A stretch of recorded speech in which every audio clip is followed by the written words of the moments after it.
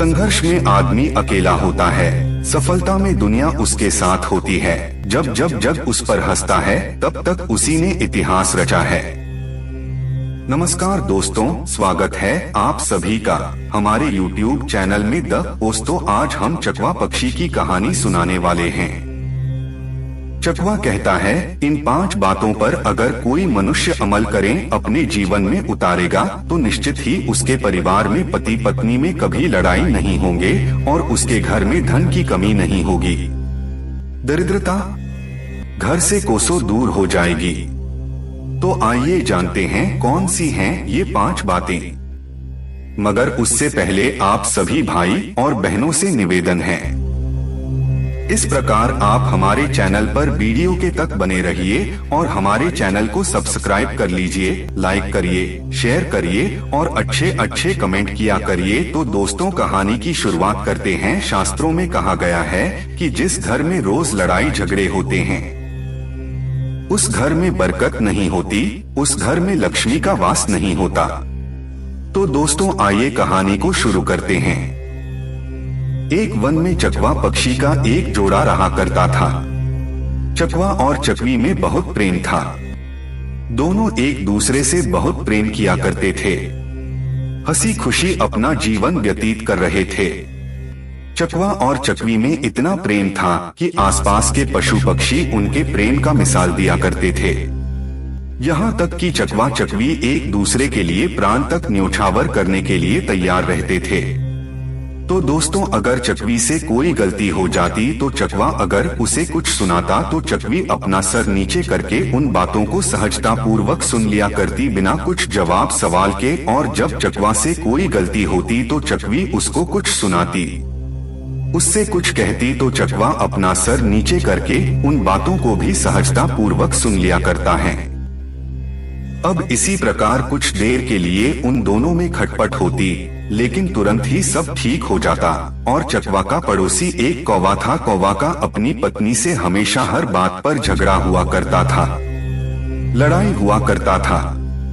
उन दोनों में हमेशा क्लेश रहता था, कभी भी अच्छे से नहीं रहा करते थे। झगड़ा इतना कि मारपीट की नौबत आ जाती।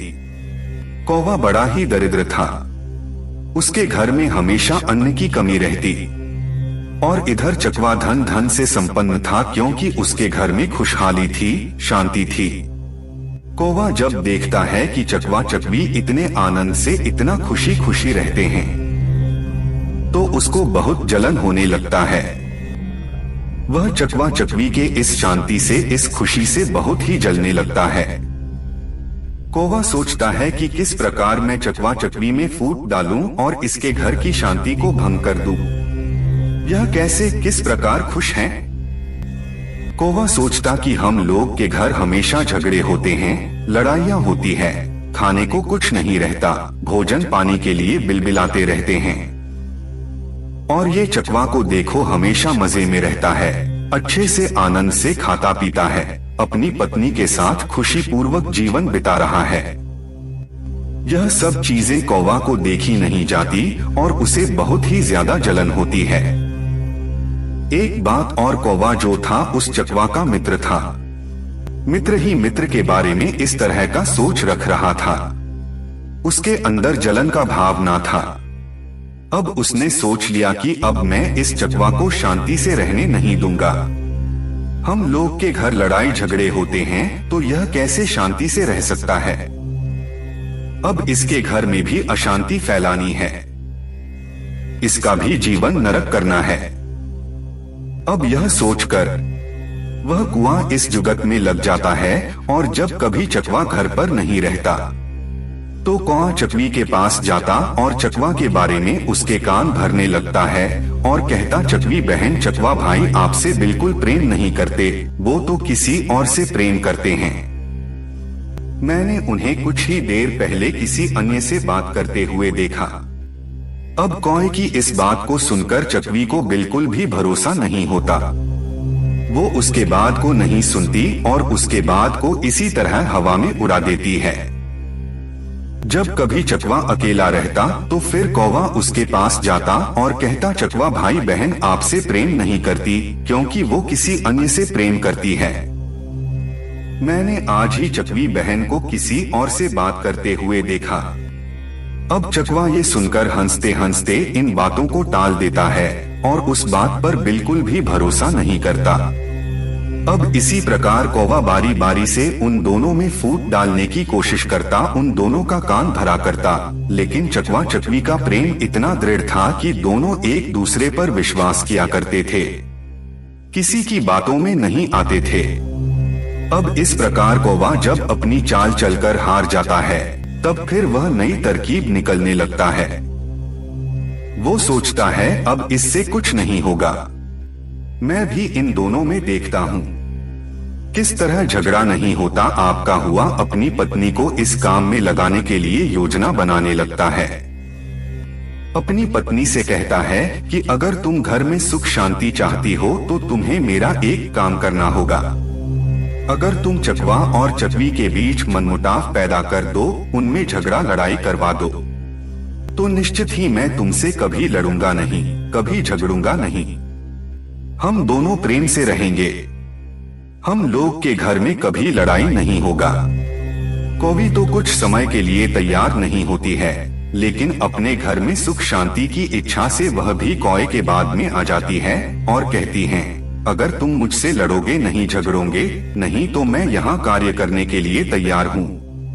कौवा कहता है कि जब भी तुम्हें समय मिले, जब भी मौका मिले, तुम चकवी बहन का कान भर देना, उसके मन में चकवा भाई के प्रति मनमुटाव डालते रहना, और मुझे भी जब समय मिलेगा, जब भी मौका देखूंगा, चकवा के मन में चकवी के प्रति नफरत भरता रहूंगा। अब दोनों यही बात करके अपने अपने काम में लग जाते हैं। जब चकवा चकवी के साथ नहीं रहता तो कौवी जो थी चकवी के पास बैठकर उसे कहने लगती कि मैंने आज चकवा भाई को कहीं जाते हुए देखा, वह किसी से बात कर रहे थे, मैंने उन्हें किसी से बात करते हुए देखा।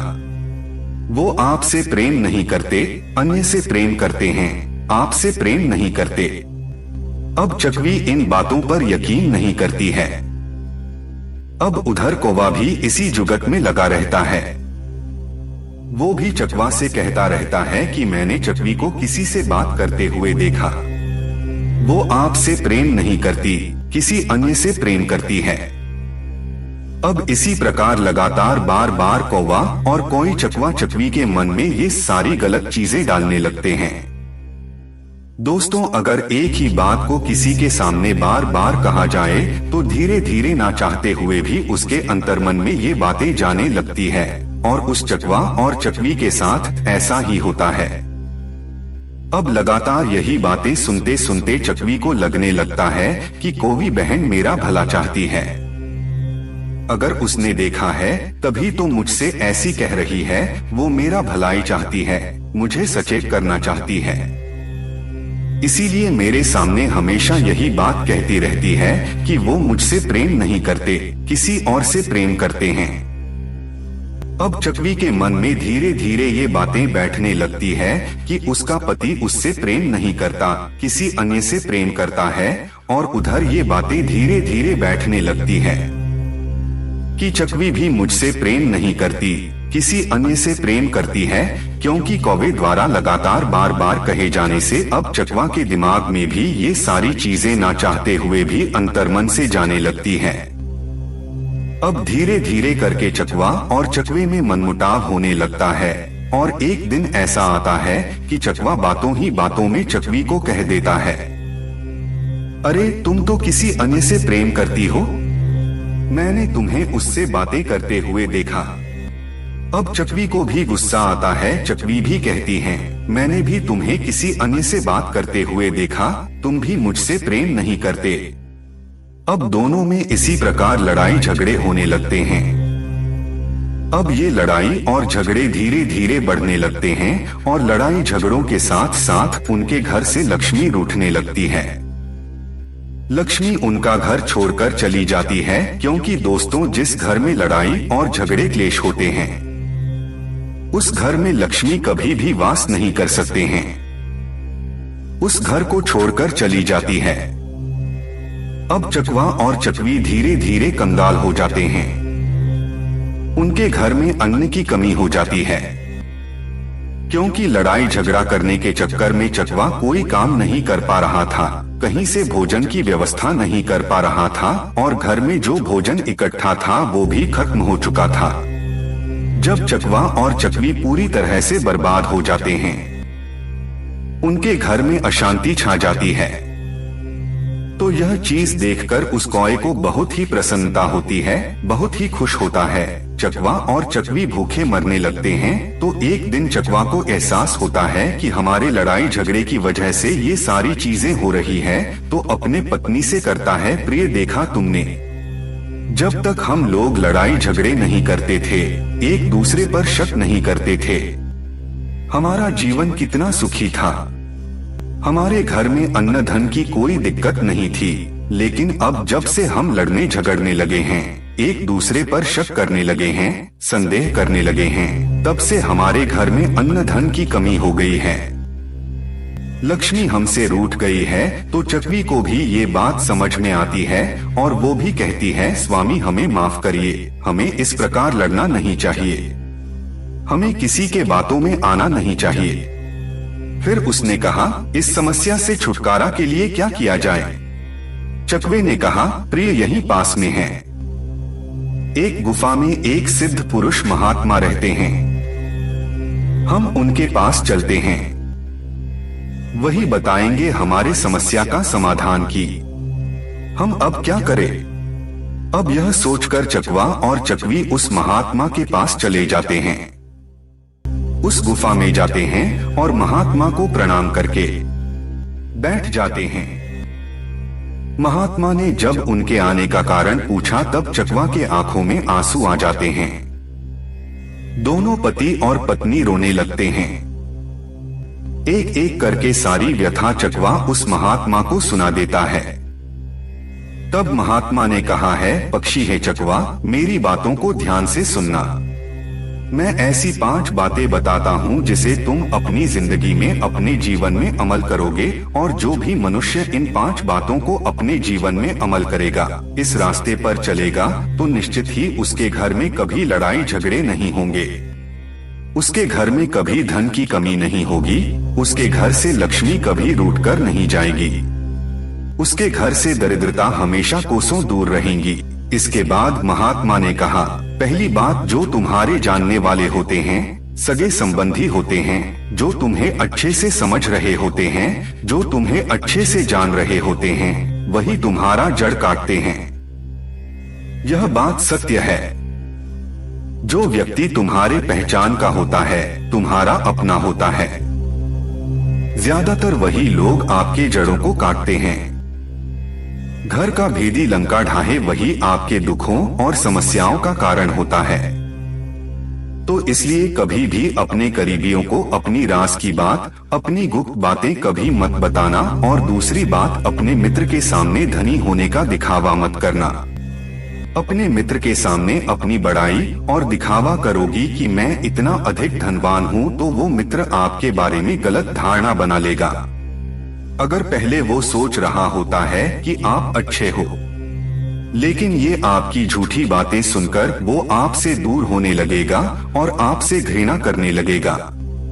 इसलिए अपने मित्र के सामने धनी होने का दिखावा मत करो। और तीसरी बात, अन्य दूसरे के कहने पर कभी विश्वास नहीं करना चाहिए।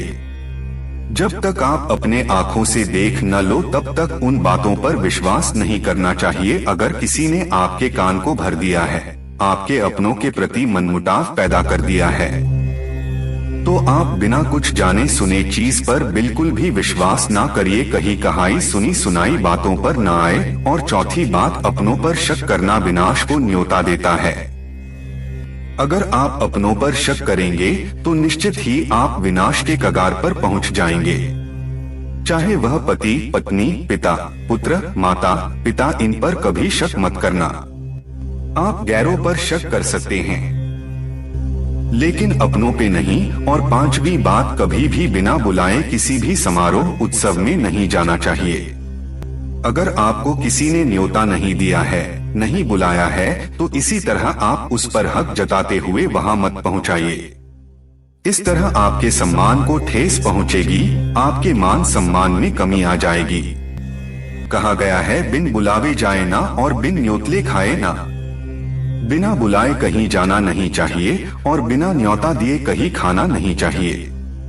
अगर व्यक्ति ने आपको खाने पर पूछा है तो खुशी खुशी उस खाने को ग्रहण करिए, उस भोजन का सम्मान करिए। अगर व्यक्ति ने आपको खाने पे नहीं बुलाया है तो आप उस पर ताला लगाते हुए उस भोजन को ना करे तो ही अच्छा है। बिना न्योता दिया हुआ भोजन खाना यानी कि जूठन खाने के बराबर है और आपको जब किसी ने नहीं बुलाया है तो आप उस स्थान पर मत जाइए। ये आपके अपमान समान है। समाज में आप अपने आप को नीचे गिरा देते हैं। अगर आपको किसी ने आदर सम्मान से आपको एक ही शब्द में आने के लिए पूछा है तो आप सहज उसके पास खुशी खुशी जाएं, उसके खुशी में शामिल होइए। व्यक्ति ने अगर नहीं पूछा है तो आप अपना अपमान कतई मत करवाइए। यही 5 बातें जिंदगी में अगर आप अमल करोगे तो निश्चित ही आपके घर में झगड़े और लड़ाइयाँ नहीं होगी, धन की कमी नहीं होगी। यही बातें साधु महात्मा ने चकवा और चकवी को बताई, तो दोस्तों आप भी इन बातों को अपने जीवन में अमल करिए और हमेशा खुश रहिए, अपनों पर विश्वास बनाए रखिए। किसी ने खूब कहा है, जिंदगी जीना आसान नहीं होता, बिना संघर्ष के कोई महान नहीं होता।